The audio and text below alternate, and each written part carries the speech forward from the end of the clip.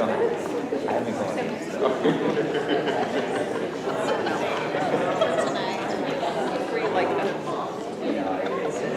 got two now. I better do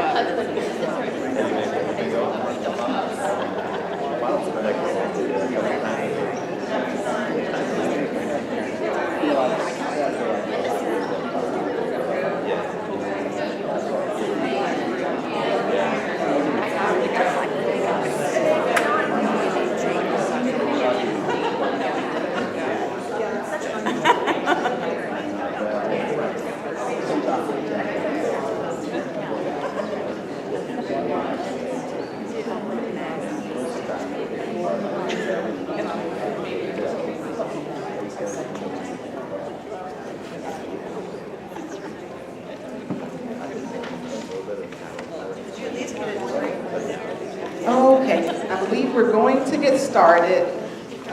Try to wait just a few minutes because we know parking is not the greatest tonight. First of all, I know that there are multiple events happening tonight.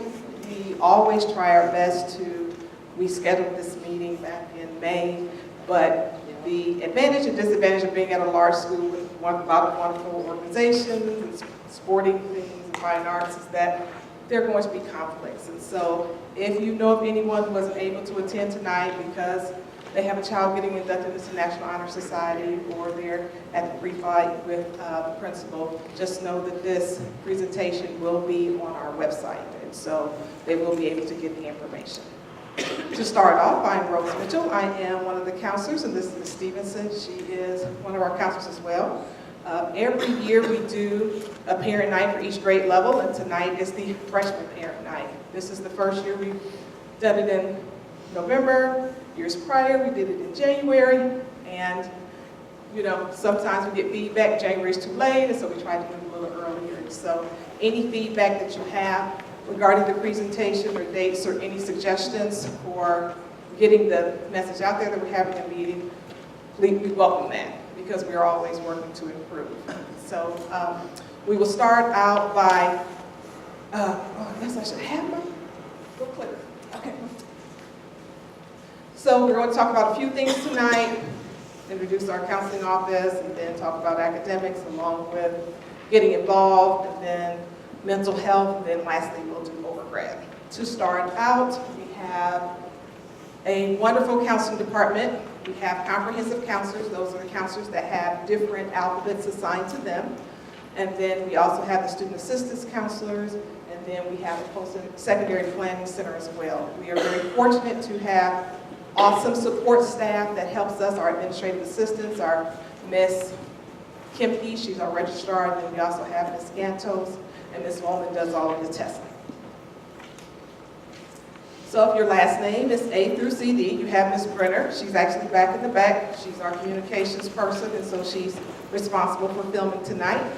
If your last name is CE through F, you have Mr. Sweeney, and then if it's GHI, you have Miss Della Hainty-Koenig, or Miss DK, a little easier to say. If you have JKL, you have me, Mrs. Mitchell. If you have M through PN, you have Mrs. Rose. I am Rose Mitchell, she's Chelsea Rose. We just wanted to make it easy for you. Then if you have PO through SS, you have Miss Stevenson. And then that is her posse. That's how we remember her alphabet in essence. And then lastly, we have ST through Z, that is Miss Wellskin. In addition to the comprehensive counselors, we are extremely fortunate to have our student assistance counselors. We have Ms. Fisher, and the role of a student assistance counselor is to work collaboratively with the comprehensive counselor to support students with social emotional needs. And so our main full-time person is Ms. Brenda Fisher. And then half-time, we have Mr. Millette, who's there. He splits his time between the student assistance counselors, counseling office, and then the post-secondary planning center. An example of what happens in student assistance is that they do have groups. For example, the most popular one is the mindfulness group. They meet on Wednesdays during Aviator Bell, as we call it now. And so we try our best to help students to manage the stress that we know comes along with being a high school student. In addition to that, sometimes we have students with different crisis or things like that, she will work in conjunction with comprehensive counseling. In addition to the student assistance counselor, Ms. Fisher, and then Mr. Millette, we also have our counseling interns. They are graduate level students who are at the final stretch of becoming a counselor, and we have 3 of them this year. We have Ms. Walsh, Ms. Spencer, and Ms. Payne. Then Post-Secondary Planning Center is Mr. Millette. Post-Secondary Planning Center, once again, we work together to help support our students' post-secondary planning needs. There are some times when a student may have they need a little more focus, they have some additional questions or need a little assistance, and so Mr. Millette will help with that. One story I always tell is a few years back, I had a student that wasn't interested in attending a 2-year or 4-year college, and so his parents explained, you need to do something. If you're going to be in our house, you need to do something. And so he worked with Mr. Millette, and lo and behold, he went to Alaska to be a fisherman for 9 months. And so that is something that I probably would not have had the time to research. My understanding is that after those 9 months, he's back and he's in college and making A's and B's. So how to see your counselor. One thing we want to make sure that you know, this is basically the same presentation that we gave to your students last Wednesday. So when we try to make sure that the information we're giving them, we give to you. So this is pretty much the same. So we wanted to make sure the students knew how to see us. There are multiple ways the students can see us. They can email us. We have a Calendly, which is like a way to schedule an appointment with us online by looking at the availability on our calendar. They can stop by our office.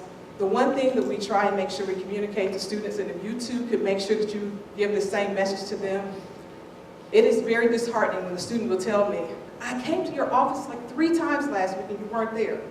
Well, how was I to know?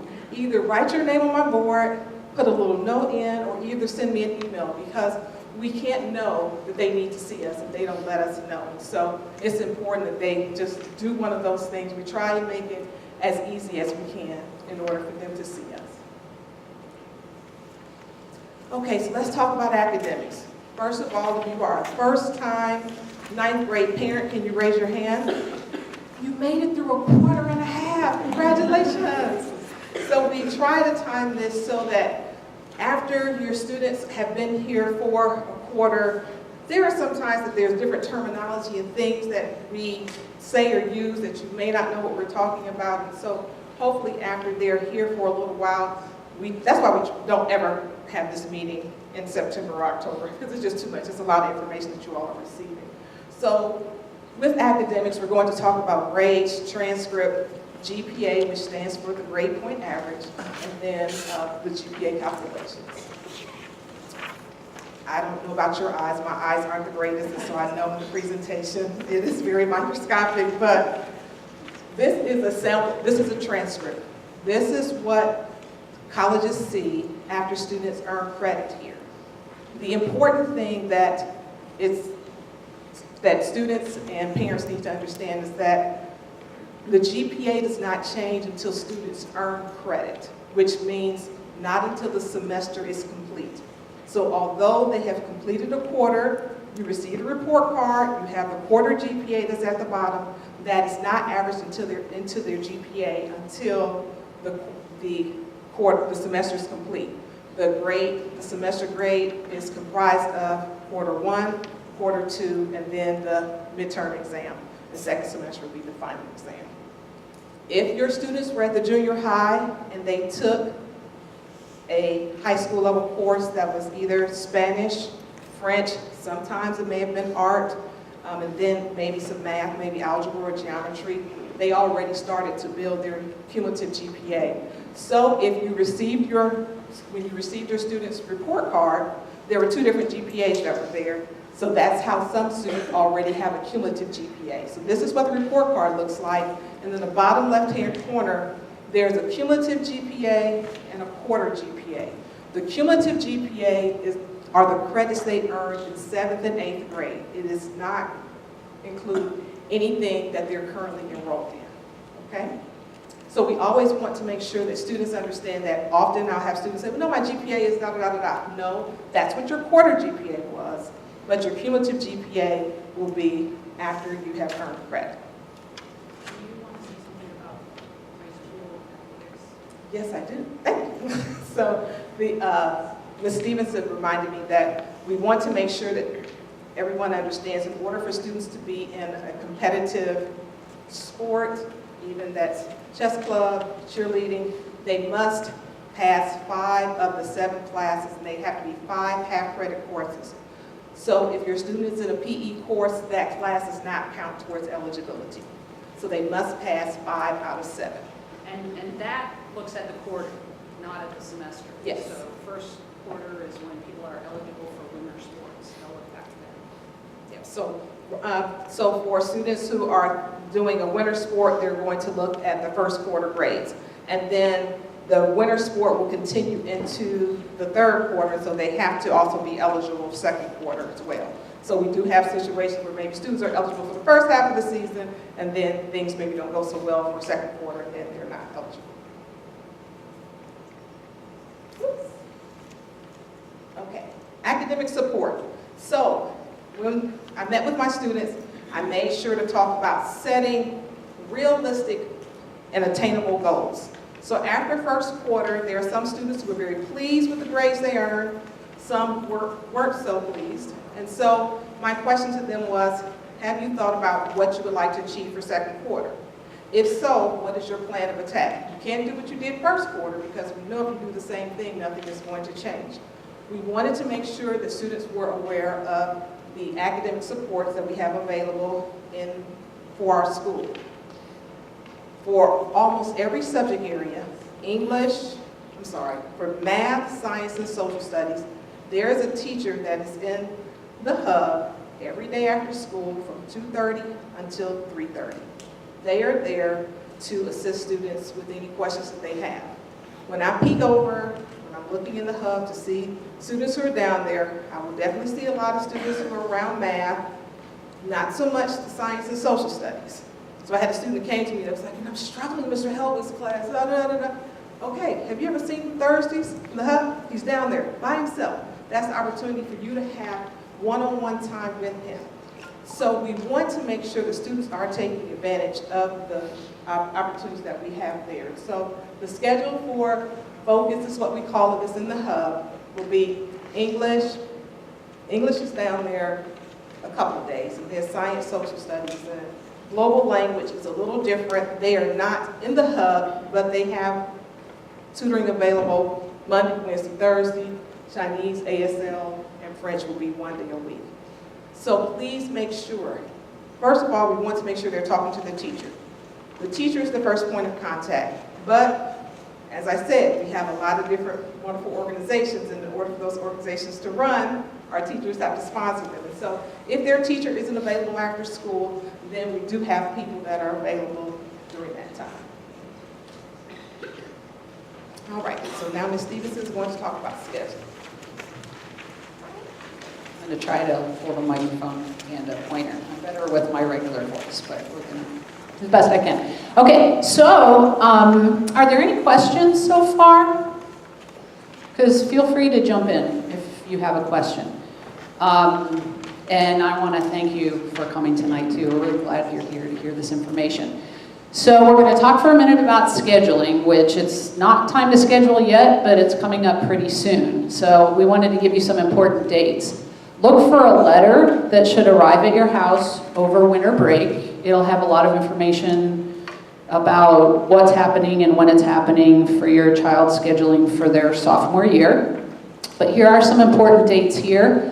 So Thursday, January 18th is the academic fair. So this is an opportunity for you and your student to come in the Commons. All the academic departments will have stands set up. The choir will have some people singing. And it's your opportunity to come and talk with, let's say, the engineering department about their courses, or the math department about your child's progression through high school in math. So that's a really important night to get a lot of good information, and we time it so that it's kind of early on in the scheduling process so that your children can use that information to make good decisions.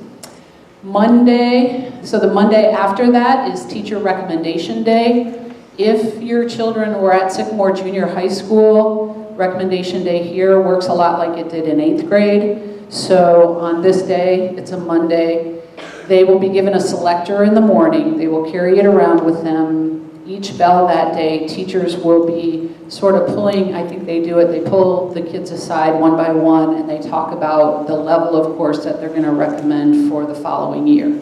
So that's another thing to talk to your children about. Like, this is your opportunity if you're in, say, regular math and you want to move up to honors, this is the time to kind of be talking to your teacher about that.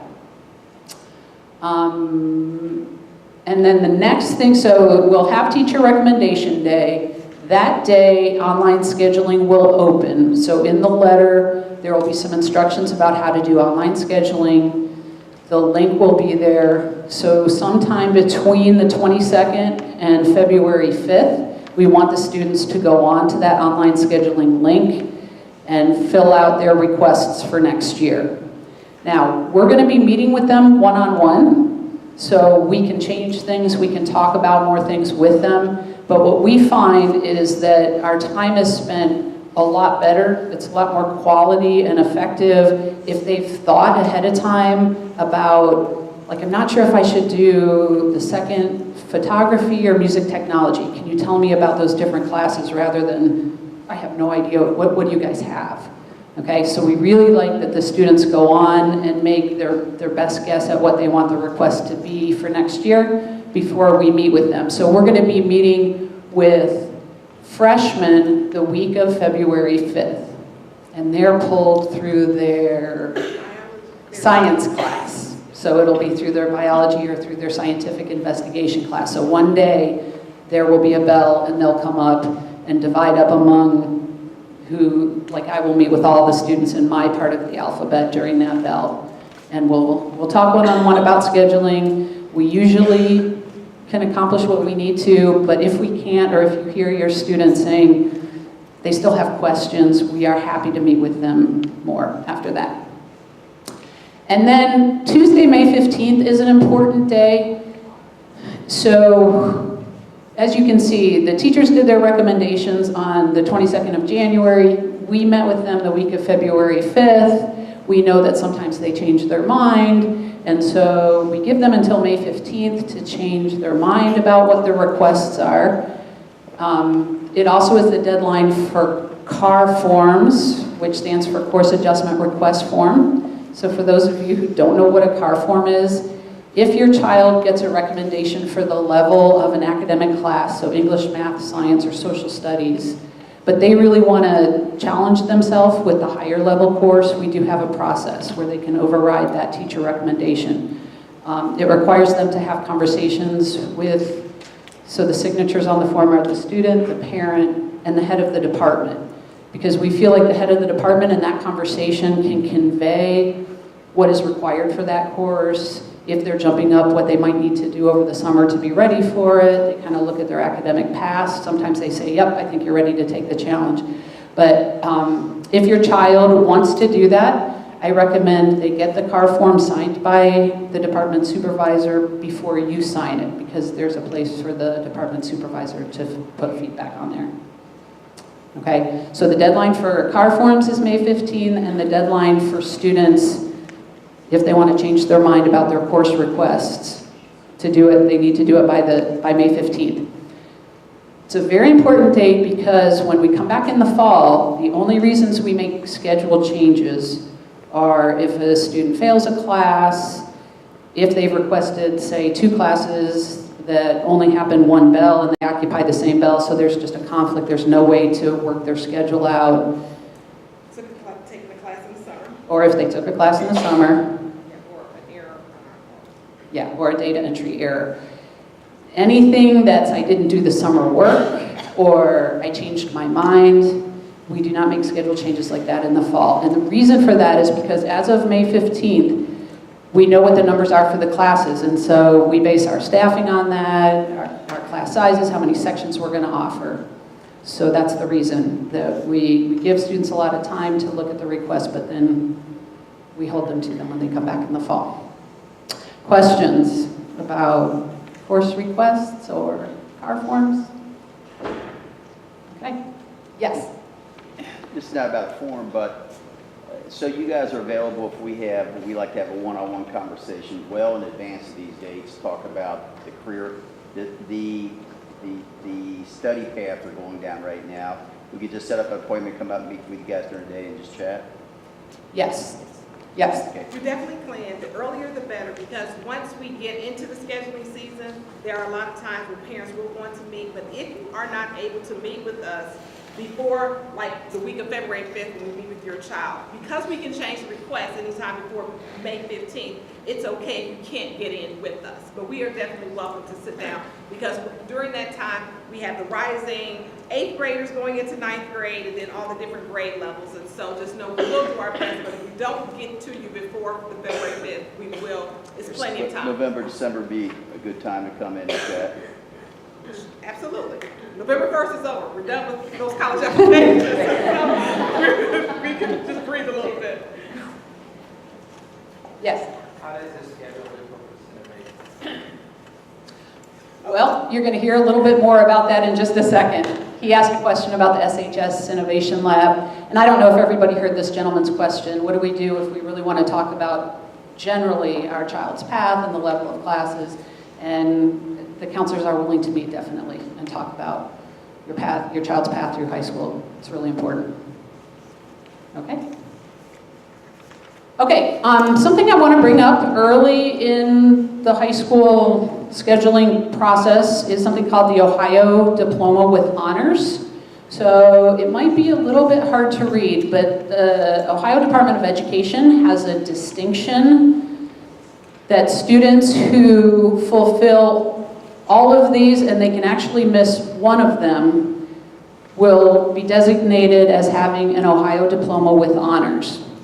So 4 units of math, 4 units of science, 4 social studies, 3 units of a language or 2 units of 2 languages, 1 unit of fine arts, a 3.5 and a 4.0 scale, and an ACT of 27 or higher, or SAT of 1280 or higher. And again, the student can miss one of those and still earn the Ohio Diploma with Honors. It's a pretty cool thing, and at graduation, there's a designation in our graduation program for students who've earned this, and on your diploma there's a little sticker, and so you've been recognized by the state as having taken a rigorous course load and done a good job in high school. All but one. Yep, all but one. And I do, and this is another thing to think about when people are scheduling, so if you notice, 4 units of science, including 2 units of advanced science. We only require 3 units here, so that would be something that might change the classes a student took in their senior year. Another path that some of our students take through their junior and senior year of high school is career vocational education. So Sycamore is part of the Great Oaks system. And for the students that choose the career vocational path, they remain Sycamore students. They graduate from Sycamore High School. They participate in our graduation as well as the Great Oaks system. And the way it operates is they don't come here. They go to a Great Oaks campus. So most of the Sycamore students go to Scarlet Oaks, but there are 3 other campuses. And sometimes programs only exist on one of the campuses. So for example, there's an equine program at Diamond Oaks. And a student in the Great Oaks system, half of their day is a lab. And so up here, again, might be a little bit hard to read, but these are all the labs that they have. So half the day is in your lab, and half the day is in your academic classes. So you would take 4 academic classes for both years. I think the lab usually changes. So if you're in cosmetology, the first year your lab is in the morning, the second year it'll be in the afternoon. Really, really great programs, and a lot of these students come out with college credit, they come out with certifications, they can go on to college afterwards, they can go on to a career, but they've got a skill, trade, and it's a really great option for a lot of students.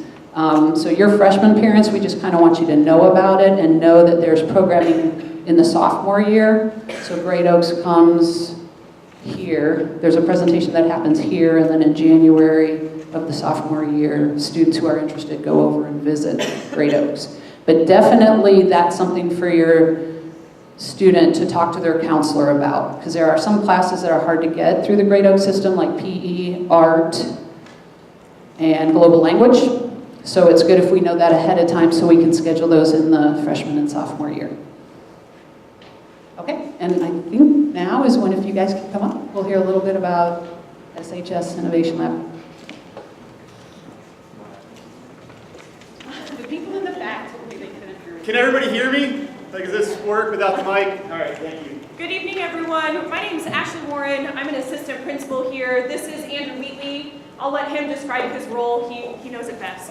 Instructional technology facilitator for the district. I mostly do staff development, teacher training, and projects, district level projects. But I spend most of my time here. We are here to talk to you about this innovation lab. And it sounds like some people already know a little bit about it, which is good. I'll start out by saying this, is that this usually ends up going really, really long with lots of questions, and that's not our goal tonight. So we're just going to give you a little bit of information, and the request that if you want to learn more, to come either on Thursday, this Thursday at 6:30 to the junior high, And the Media Center. or you can contact us directly, Warren A, and then Wheatley A at Sycamore Schools. So here's what the Innovation Lab is, just kind of in a nutshell. About 3 years ago, we really started to take a look at how we could do school differently and serve a greater population of students in ways that they need. And so what we started off with is this. Sycamore High School has been really, really successful. This is a great building and school. And we wanted to make sure we kept the things that we did really well. And then what we did is we said, well, what are those pain points that both our teachers are having, our students are having, our families are having, and let's think about redesigning those things.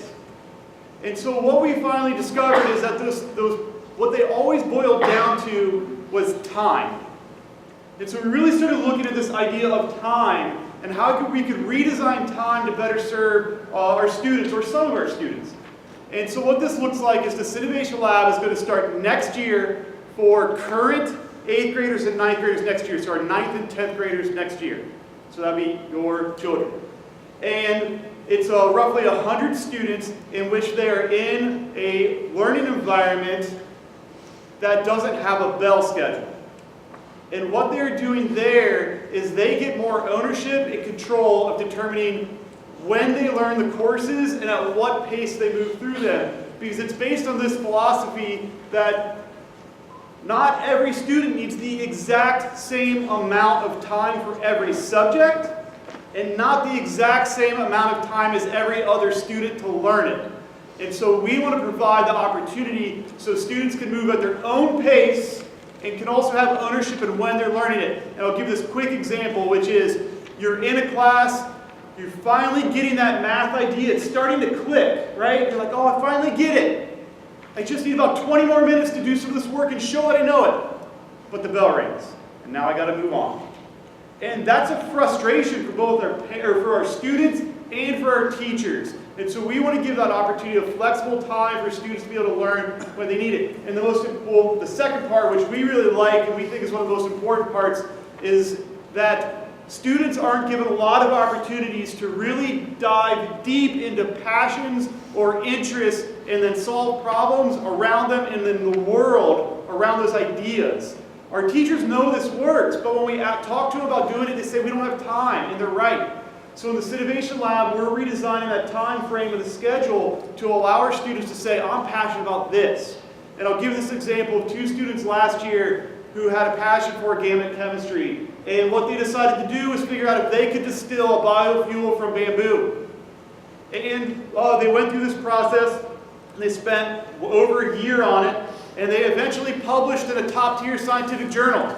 And I can tell you this, is that if we can give all students that opportunity to dive deep into something they're interested in, have that support, and do something meaningful, when we graduate our students and they're trying to get into competitive universities, and you have a great GPA and great scores, and you have a great GPA, great scores, and you're published in a top-tier scientific journal, that one of those things is really going to help put those students in the place that they want to be. And we want to give all students that opportunity to really dig into those things and graduate with their portfolio. To answer your question, the great part about this is you sign up in the exact same way, so there's not really anything different. But for the rest of everybody, the applications for the Innovation Lab will start in November 1st. It closes December 1st. And it's really built for all students. So this is not you get in based on test scores or anything like that. It's really just a fit thing. And we can speak at least to the applicants that we've had right now. We have had over 100 applicants. We're still receiving applications every day. We have looked to see one of the big goals for this Innovation Lab was to mimic the demographics that the high school has. And really that's because we want to show that this is an environment that can work for all and any learners. One of the really cool things that we just found out today was that it mimics our demographics of our high school exactly. So we are incredibly ecstatic that we do feel like we have a breadth of everyone that's represented. And as we continue to get more applications in, we will start to look then for that fit. Yeah, your counselors can speak to this Innovation Lab. They are well informed. They can also direct you to us to answer all sorts of questions. And so we just want this to be an opportunity. We have the great high school that we've had for a long time. Students will do great if they go there. But we also have this Innovation Lab, and we have the Oaks too. And these are really good opportunities for students to find something that works for them, for families to find something that works for them. You got time for a quick question? Real quick one. It's So up to if the kids are in that Innovation Lab, where do they sit during the day? What's their social life like? Because they have friends that they go to classes with. How does that change if they're in that program? That's one of the most important questions for our students and parents, and we'll say this. So it is housed within the school. It would look very similar to what the hub looks like, which is our library, an open space in which you have different types of seating arrangements depending on what you want to do, some breakout rooms for small group instruction and things like that. They stay there most of their day, but they do leave for electives, and they do leave for lunch. And so there's no doubt that this is a little bit different. But at the same time, they will have a lot of opportunities to mix with the rest of the students. Because one of our goals was that we didn't want something else off-site, or really, we wanted the students to feel like they're still a part of the school in this. So unlike the Oaks or A's Academy or other things like that where you are off-site, you stay here. And in addition to that, the student has the opportunity to choose which lunch they want to go to, so that's an advantage for them. They may want to choose to sit with one group of friends that they may not be able to see in A lunch or vice versa for B lunch. The electives that are not offered in this Innovation Lab are music and global language. And then on top of that, our staff that's in this Innovation Lab are very cognizant about trying to get that culture and build that group of learners, as well as the adults saying as well that they're learners in the same moment at the same time. So they have created something called Me and We Time. So Me Time is every day the students sit for maybe 5 to 10 minutes and they say, okay, these are the things that I have to get done today. This is what tomorrow may look like. This is what my week looks like. And really trying to plan out and be that self-advocate in their own learning process. On top of that, then the We Time would be where all of this Innovation Lab team and students come together and they reflect on what's working, what do we need to improve, where do we need to go together, and kind of building that culture and that community. So there will be a lot of socialization within the group, but we know that we're still needing to have those opportunities outside of this Innovation Lab too. One more, sorry. With the scheduling, so my daughter is not interested in doing this because I think she's just fearful of it being new. If she sees kids next year doing it as a junior, will she have an opportunity to apply for it? Yeah. She will. The hard part is that we are going to add small. So the following year we'll add 50 more students, but those will be 50 freshmen. So it will be difficult for a junior then to get in because it will be, if you're in this Innovation Lab, you stay in unless you say otherwise. So we unless already will students have, move out right. or students, so if it's successful, it's going to be even harder to get in.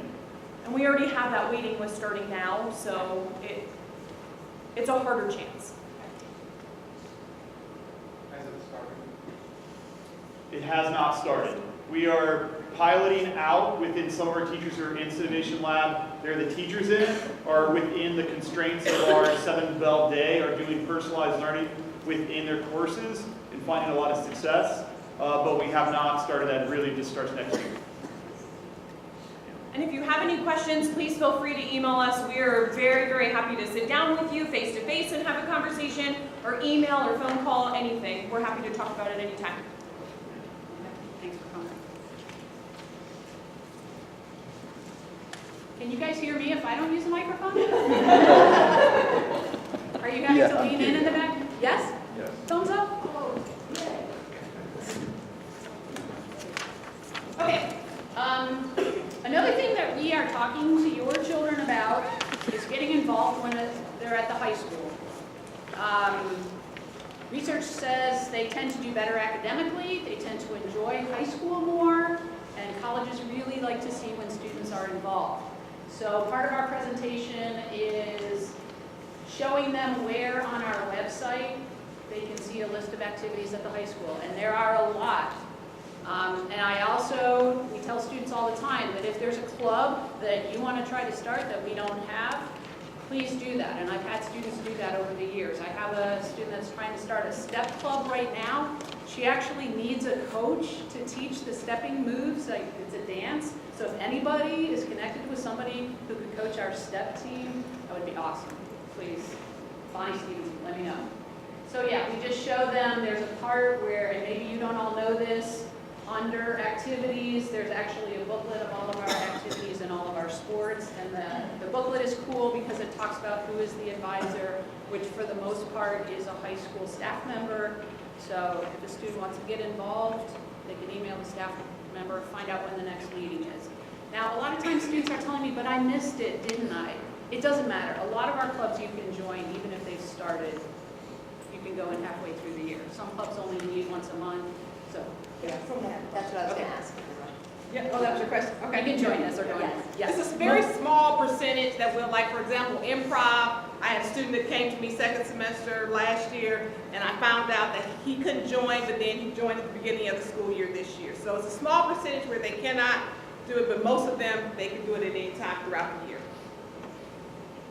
Most clubs really want members, so they like it. Okay, another thing that we do with all the grade levels, so this past week we did it with the freshmen, is talk about mental health. Let's see if I can get this right. And we started out by showing this video about, oops,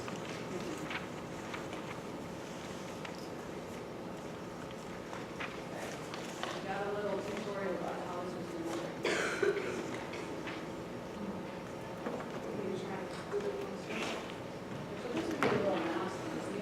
It's up to the right side. Oh, it's in the right-hand side? Yeah, Okay. Oh, I got it. Oh, you got it? Okay. Thank you very much.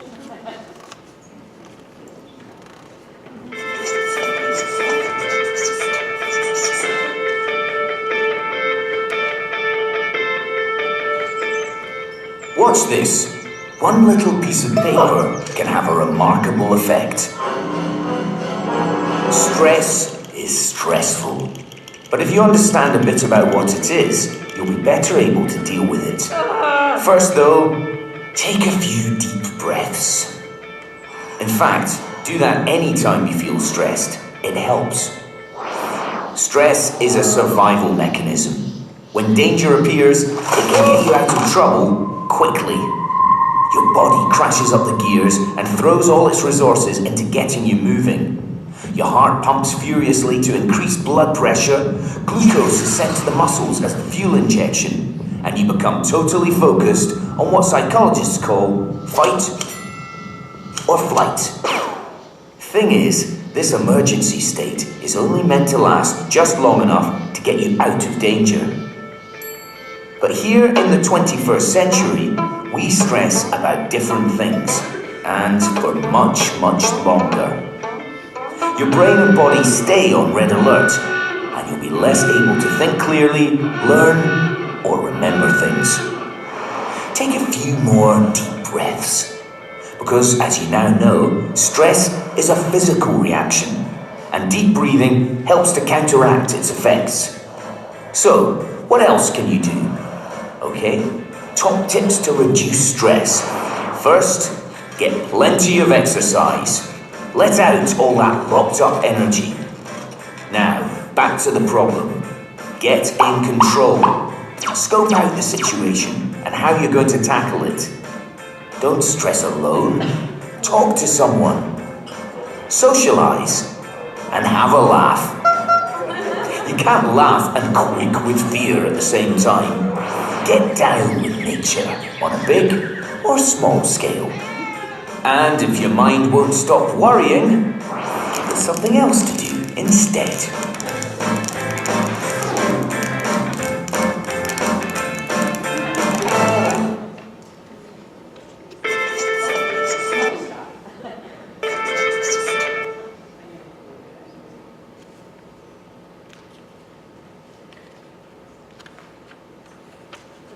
Okay. That was stressful. It's kind of a, I mean, it's a cartoon, and it's sort of simple, but if I could tell you that probably half my time talking one-on-one with students is about stress and about anxiety and about things to do to help not have it affect their school days, as much as possible not affect them in a big way or for a long time. So I think our world is just a place that can be stressful, and so actually I'm glad that you saw this, because this is a lot of the stuff we're talking about here with your children. Okay, so the objectives of the mental health part of this presentation are to discern between temporary feelings of sadness and something that's a more serious mental health concern, suicide risk warning signs, what to do if you see them in yourself or in a friend, and community resources.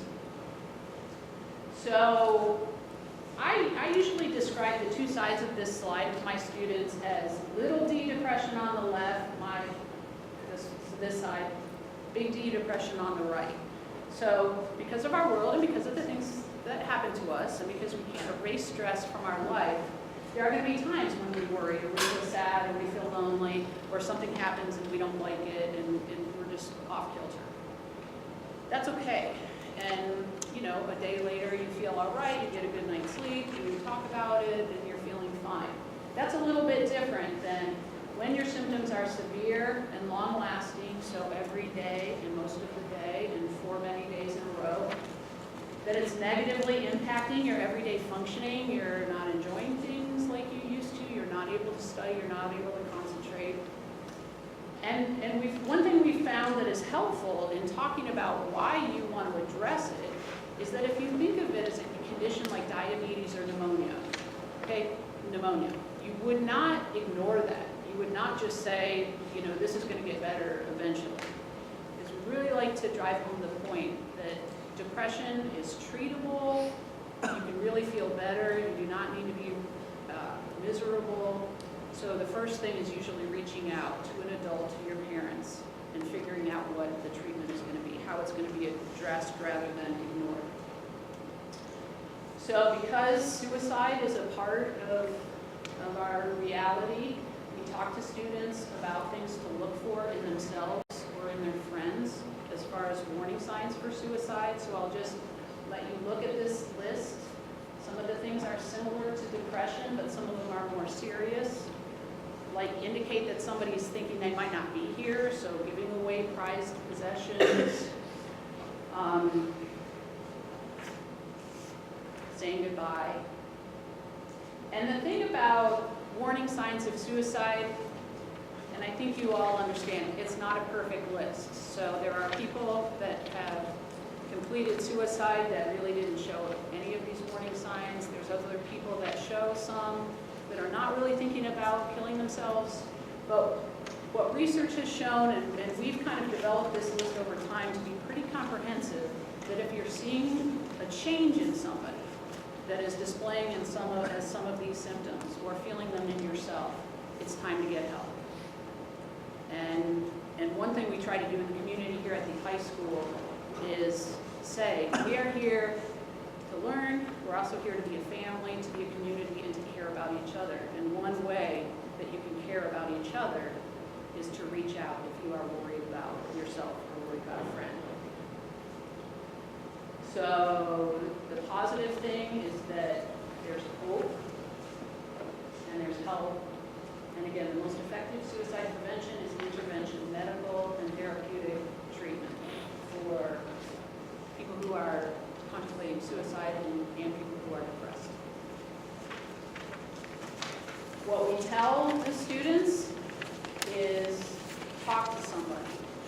And a lot of times the student, if they're feeling really depressed or they're feeling suicidal, they will say to their friend, I'm feeling really bad. I'm actually feeling like there might be something wrong. I'm feeling like I may be more in that big D column that the counselor was talking about. And I really want to talk to you about it, but I don't want you to tell anybody. So we're kind of directly combating that and saying, you do not have the skills, you are not a professional counselor. You can listen compassionately to your friend when they're telling you these things, but the very next thing you have to do is reach out to an adult. Okay? You can't be the only one that knows that your friend is feeling this way.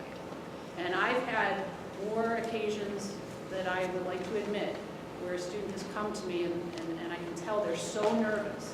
They're like, Mrs. Stevenson, I'm really worried about my friend Adam, but Adam told me that I'm the only one that he talks to. And if I tell somebody, I'm going to take away his whole support system. But I know you did this presentation, and if something bad happens to Adam, I can't be the only one that knows. And so we'll talk about how I can reach out to Adam and eventually reach out to Adam's parents without saying you told me. Okay? I can say I became aware. Now, if that student is the only person that Adam told, Adam might know. But and you correct me if you're wrong, in 100% of the situations where the friend intervened and Adam became aware that a friend said something to an adult, at the end of the day, Adam said, I know you did what you did because you cared for me. Okay? And you might have saved Adam's life. So we say, talk to an adult at school, that's your counselor, student assistance counselor, administrator, teacher, coach, school resource officer. We actually have a school resource officer here, OPP, Officer Paul Payne, who's like half counselor himself. He's a great resource, school nurse, or another trusted adult. Out of school, of course, and we know that this is where the information is being shared a lot. With parents, we say with a friend's parents, just make sure that this information gets in the adult's hand. And at the end of the day, if the student is alone or doesn't know where to reach out, we put one of these, it's a crisis card in everybody's hands. So, and we tell all the students, we reprint these every year. We say, put this in your wallet, put it somewhere where you know you can find it. We know you don't plan on using it, but just have it nearby in case you ever need it. So it just has a lot of emergency numbers, including a suicide hotline, drug and alcohol and poison. So, and there are cards out on the table. If you saw them and picked one up on your way in, great. If you want to get one on the way out. What I need to see on that list were some of the most reasons of suicide, like bullying or ostracism, being picked on. What does the school do about that? I mean, do they treat social media as that's outside of school, and school doesn't concern themselves with that? Okay, his question was, what do we do about bullying? How does the school respond when there's a social media situation, a student is being bullied? So that was warning signs of suicide. It's what do you see in somebody that might indicate they're contemplating suicide. As far as how the school responds, we take bullying very seriously. If your child says that they are being bullied, if they say it to you or if they say it to us, we will address that at school. And I've been in many situations like that. I think our administration takes it super, super seriously. We want this to be a safe environment. We want people to feel comfortable. We don't want anybody to be bullied. So if you know about those situations, it's really important that you tell somebody at school. Now, as far as what happens outside of school, it's not. If it happens outside of school, we don't address it in school. The legal part of it is probably an Officer Payne question, but I've been involved in several situations where things happened outside of school, and we have addressed it with the students at school. The problem is bullying, savvy bullies conduct their bullying a lot of time outside the eyes of adults, and so we don't see it. And then I know victims of bullying hesitate to report it sometimes, and I guess that's where we could use your help. When I talk to students about it, I try to say it this way.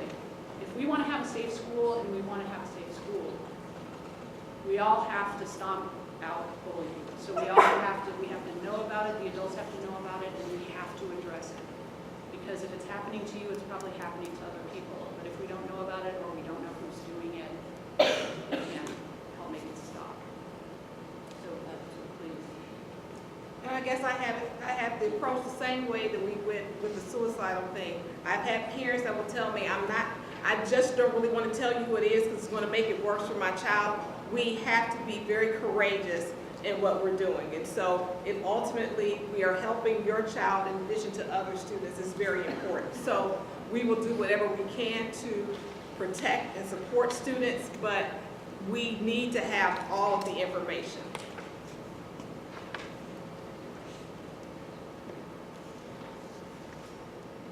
Okay, so I think that is me. Overgrad. Okay, so for those of you all who have had older children, you maybe heard us talk about Naviance for years. And so this year we have transitioned to Overgrad. We have found that Overgrad appears to be more user-friendly for both parents and students. And so one of the handouts you all received tonight, and if you didn't get them, once again, we have them out there, is how as a parent you can log into Overgrad. In Overgrad, there are several things about career exploration, looking at colleges. We are trying not to bombard you or your child with a lot of that information. The two key things we have asked our students to do this year is to log in, okay? Just so they can know how to do that. They log in with, once you type in overgrad.com, you just simply, that comes up and you just say sign in with Google for your students. And your students do have to use their school email in order to do that. So they can't use their personal Gmail accounts. And for parents, if you have a Gmail account, you would do it that way. If not, there are instructions there as to how to do it. And then once you put in your student's email address, which would be their student number, and then at sycamoreschools.org, you see all of that information. So if we go to the next slide, Ms. Stevenson. So what it does is it shows your students' unweighted, weighted grade point average, test score. One great thing I love that they have is a GPA calculator. So what I would get A's, B's, or C's, and that does not include the weight, but this just gives them an idea as to how that GPA can change or be maneuvered if they get certain grades. When they log in that first screen that they see at the very bottom is where they can do their career interests. And so we're going to talk to them. We have met with them last week. In January, we'll meet with them. When we meet with them in small groups. We meet with them with just our students. And so I just meet with my students, JKL. Ms. Stevenson just meets with her POSS. And so we work with them. And so in January, we'll talk with them about scheduling. And then when we meet with them in April, we'll definitely spend a lot more time going through the career interest inventory and so how they can get kind of oriented to Overgrad. And I think that is it. I hope we were under an hour. We want to be mindful of your time. If there are any general questions for the common good, feel free to ask them. Those of you who have to leave, we thank you for coming. And if you have any individual questions, you can contact your child's counselor. Yes, ma'am. Completely different content. Yes. Tomorrow's Coffee with Counselors is not going to be the freshman information. Thanks, everybody, for coming. Thank you so much for Appreciate coming. you taking some time.